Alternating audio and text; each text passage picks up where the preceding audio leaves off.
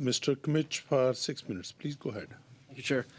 Minister, your department tabled documents with Parliament that show that 4.9 million visas are going to expire between September 2024 and December 2025. How will we know how many of those actually wind up leaving? As you noted, MP Kmitch, that when people come here, in many of their visa documents, they undertake to leave. As part of the levels plan, there will be some visas that are temporary in nature that will not be renewed, and those people, when they undertook to come here, will be expected to leave, and that is simply a fact. We'll have to monitor that carefully. There are many measures within our department to monitor these things, but it's one that, Minister, given the volume in question, it's something that we'll have to be very careful in supervising. 1 second, Mr. Kmitch, I stop the watch. Let him finish. And you can ask. Would appreciate that. Okay, so I'll go to Minister. You have finished your remarks. Okay, Honourable Member Kmitch, please. Minister, I wasn't asking about whether they will leave or not. I'm asking you how will you ensure that a person whose visa has expired will leave? We know that just on study permits, there are 766,000 expiring by the end of December 2025. How will your department ensure that at the end of those study permit periods, those persons will leave?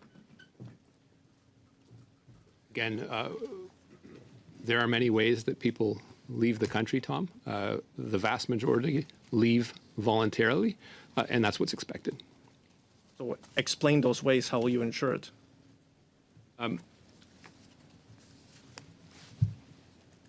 We work with our partners, including CBSA, to investigate, obviously, and prosecute those who violate immigration law. If someone refuses to leave, they're in violation of the law. And CBSA, after due process, has the legal obligation to remove people. Again, this isn't something that is taken lightly, but in the vast majority of cases, those people that have come here temporarily and do not have the right to stay, in fact, leave. So then my next question will be, your plan calls for a cap on international students, 485,000 2024, 437,000 2025. There's been adjustments to those. So obviously there's a discrepancy between the two.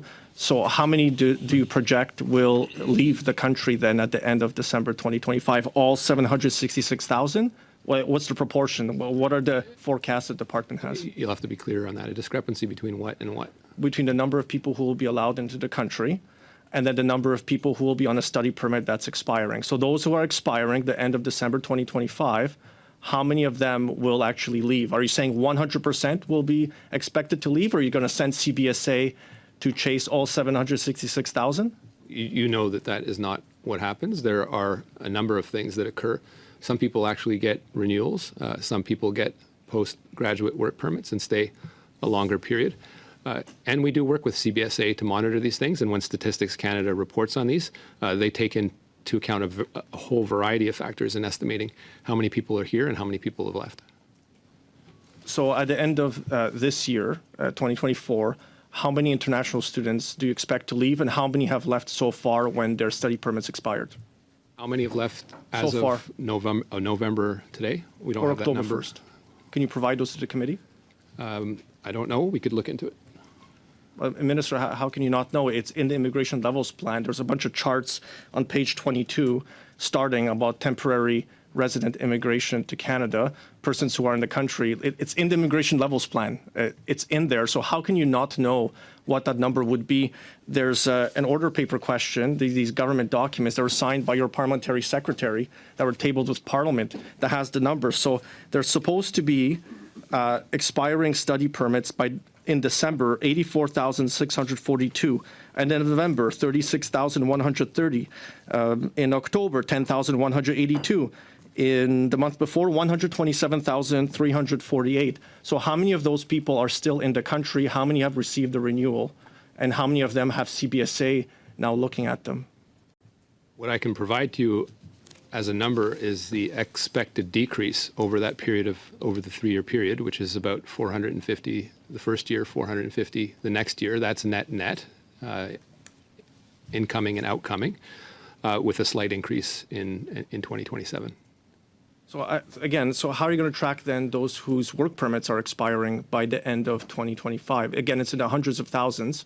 You're not giving me much confidence or Canadians confidence that you have a plan, because we have a breakdown by month how many student visas and work visas are expiring, and you haven't provided any information on the means. How are you going to do it? You say you have partner organizations, you're working with people. What are you actually doing? What's the process? How are you going to ensure people abide by the visa conditions? As I said to you before, just like the vast majority of people that come to the country on a temporary basis, the vast majority leave. In some cases, increasingly many, I will concede, people decide to choose. They are in a situation of irregularity in that case. Once they have exhausted their remedies, they are removed by CBSA. Well, that's interesting, because you've made public statements repeatedly claiming and saying and alleging, based on IRCC data, that is not what's going on. And that's why the IRB now has a record number of backlogged applications for asylum. And you have said that tens of thousands of them are actually international students who are staying longer to applying for asylum. And you're claiming they don't have a legitimate claim to make. That those are your quotes, the headlines you're generating by doing communications out there. So are you saying you don't have a plan, that this is part of your plan to have an increasing backlog at the IRB to deal with it? Thank you. The time is up, but Minister, you please respond. There are an increasing number of international students making asylum claims, I think with very little hope, given their conditions. They, whether you like it or not, are entitled to a form of due process in this country. I don't think you would purport to deny it to them. Are there things we can do to make sure that's more streamlined? I would encourage you to follow the next few weeks as we propose more amendments to the immigration system and the asylum system. But let's recall that every party in this House, except for the Liberal Party, voted down our asylum reforms in the budget. A bit shameful, considering that Conservatives had proposed these in earlier years, but you chose to play politics about it. This is a system that is in need of reform, and it's in need of reform in the right way. Thank you. MP Khanna, please go ahead for 6 minutes. Oh, 5 minutes, sorry. Thank you, Mr. Chair. Minister, a few weeks ago, the Prime Minister put out a great video or propaganda piece that he was trying to outline his future plans. He mentioned bad actors. It's been about 2 weeks since that video has come out. Can you elaborate on who those bad actors are? There are, as you know, because you're familiar with some of them, MP Khanna, immigration consultants that do not act properly and are giving false advice to people in the false hope of being able to stay here. There are institutions, for example, that are relying on international students and not providing the proper education and making false promises about their prospective employment. There are, in the labor market impact assessment world that I know you're familiar with, there's a lot of money exchanging hands where a labor market impact assessment shouldn't cost anything. So there's lots of people that are responsible here. It isn't simply about people that have committed fraud. It's about the ecosystem as well that's been created, which has been an incentive and it may be a $31 billion industry when it comes to international students, but chasing short-term gain with a lot of long-term pain. And I mentioned that earlier with respect to the cost of what asylum seekers would cost coming out of an international student system that was supposed to breed excellence and not asylum claims. Okay, and are you missing anyone else off that list? I know it's been a while, but anyone else you're missing that you think should be considered a bad actor? I know you have your view on it, so why don't you share it? Well, it's a simple question. Since 2015, who was in charge of the federal government that increased temporary foreign worker permits by 154%? I want to say that the federal government has responsibility here. It is a much broader analysis than simply putting it on the shoulders of one institution, but it is important for the federal government. Maybe I can finish my thought.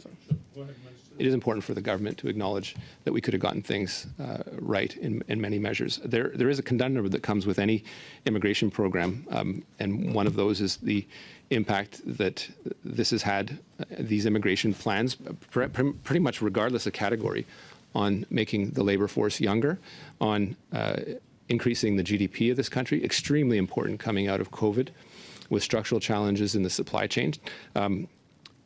There are some people who here temporarily that made sure that we didn't get through, that we got through a recession. And that's important to note. The economy has been fueled by immigration. But again, it is not an unlimited supply. And any responsible government, like the federal government, has to make sure that it is managing and controlling a system in the volumes that are acceptable to Canada. So who was responsible for the 211% increase we saw when it came to international students since 2015? Who was the government in charge that signed off on that? Those are two different questions. We are responsible for putting together an international student program that institutions leveraged and abused to some extent in the volume of people that they brought in. Let me also say this, and you know this, the federal government is the only one that doesn't make any money directly from this. The provincial government, Ontario, for example, makes about $1,000 a head on every international student and has abused this system in bringing in people to study at institutions, some very reputable, some that are the pride of this country, but some that pretty much didn't exist. And so that's something we've had to rein in. You can just speak yourself to Mayor Brown about what he's living through in Brampton, and I think you would know exactly who I'm talking about. Minister, it looks like you're passing the buck and you're blaming other bad actors, but the population growth we saw of 300%, the highest it's ever been since 1950s, is a federal responsibility. You are the one that is signing off on these approvals. It is your government that is responsible for this, but it looks like to me that you're just literally pointing fingers at everyone else but yourself and your predecessors in Canada. Do you not think it's right for you to take some responsibility for these actions that have taken place? Do you not? Shouldn't you go put Mark or Sean Fraser on the list as well of some of those bad actors that have been a part of the problem? Sean Fraser is one of the guys who counseled me to do this, and we all bear our. So after creating the problem, there's lots of responsibility to go around, Arpan, and I think you'll know that immigration is a shared responsibility. Provinces, institutions of various descriptions come to us and ask us for different programs. We have a very important role in making sure that we get it right, and that's why I introduced the measures that I did last year with another wave in the fall, in addition to the levels plan that is the subject of conversation today. Minister, how many permanent residents do you expect in the next 3 years? I expect what's in the levels plan. So 395,000 next year, a reduction of 105,000, 380 the next, and the year after that, 365,000. And how many temporary resident permits do you expect to issue in those 3 years? You can look in the levels plan for that. I'm asking you, Minister. It's in the levels plan. I'm asking you for those numbers, Minister. Look in the levels plan. Do you not know the numbers? I know the numbers. Then what are the numbers? How much time do we have? Lots of time, Minister. Lots of time. What's You're the numbers? not the chair, Larpan. 2 minutes, Minister. We still have 2 minutes to the round. We'll look in the levels plan. Harpreet, if you have that, feel free to share, or we can actually table those. I can. It's okay. Just give me the answer. It's okay.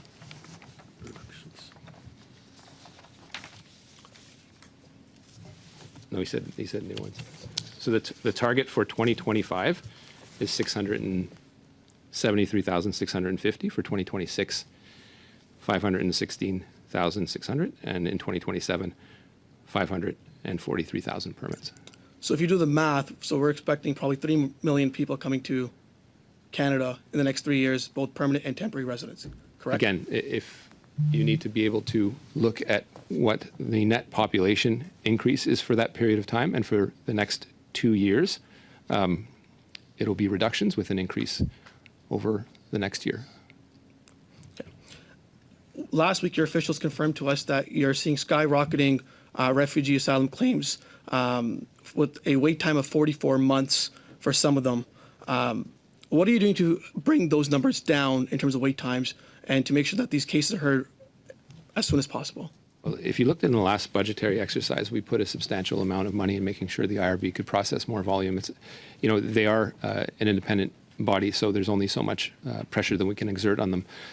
They do a great job, but with the volume that we're seeing, they are admittedly heavily charged with the numbers of cases that they're seeing. I put forth a package, and you would know this because your party rejected it in the last budgetary exercise to reform the asylum system. But you all sat there and smiled and shot it down with the Bloc and the NDP. So I plan to put forward more measures. I want to reform the system. It's not working in the way it should. That's a function of volume, but also a function of efficiency. The growing claims that we see now inland are not unexpected. They're ones that we saw with people having increasingly fewer hopes to stay in Canada and being counseled to file, I think unjustly, asylum claims where they don't, where they shouldn't have the ability to do so. Thank you very much. Floor is with Mr. Radikoff for 6 minutes. Thank you, Mr. Chair, and thank you to officials. So you're requesting $1.2 billion of extra money in this update. And of course, this is for an immigration system described by your very government as a mess. Out of the $1.2 billion, $1.1 billion is for asylum seekers, people that have crossed our broken and weak border. And I want to understand exactly what benefits asylum seekers get. So if an asylum claimant arrives at the Montreal airport, will IRCC pay them for a hotel? Deputy Minister. So, Chair, the way the asylum system works is that as soon as there is a claim on asylum, it is assessed by CBSA or IRCC, depending upon where the claim is, and accordingly established as basis of claim. So the hotel is covered then? Is that what you're saying? Once the claim has been applied, once they've applied?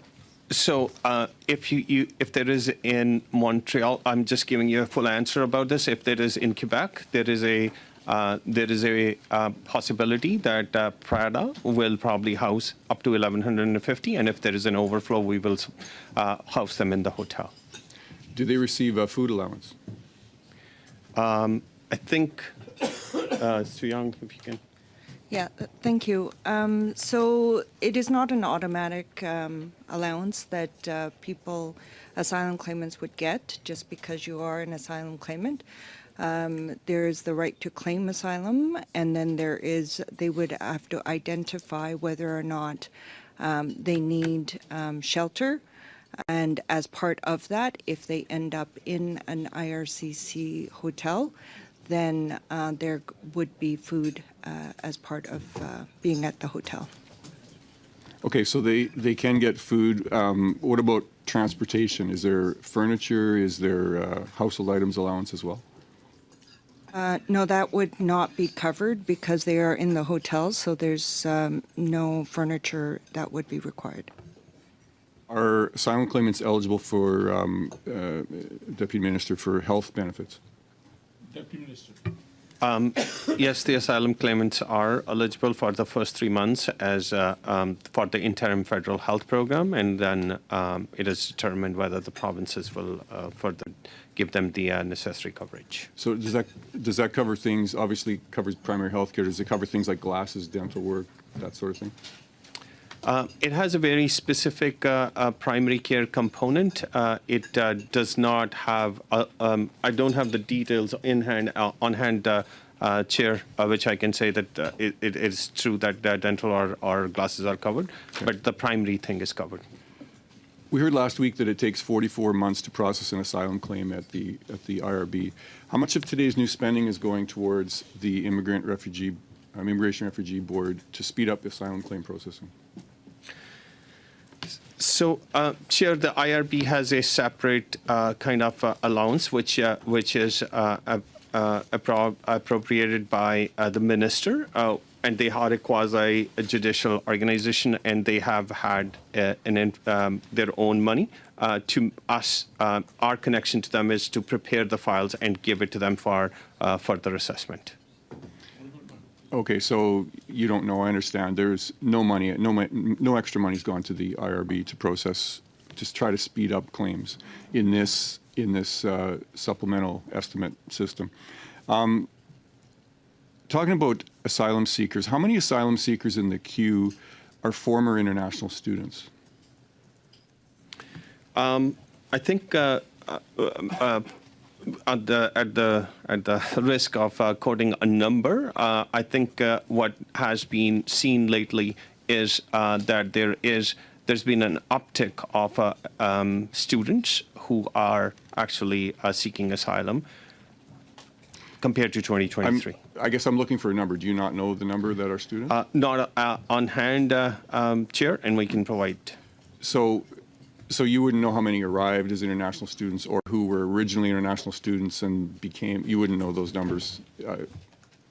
We would actually know that we would know how many have arrived, and the actual point is that if we count who have actually exhausted their postgraduate work permit and then have applied, or the ones which have which are the students who have, without even completion of their study, they have applied. So we'll have to separate them out. So if you could provide this to the committee, how many arrived as international students? How many were originally international students but then transitioned to the postgraduate work program? And also how many transitioned to some other stream? So how many asylum claimants were students but transitioned to another stream? If you could do that within the next 2 weeks, that would be great. Thank you.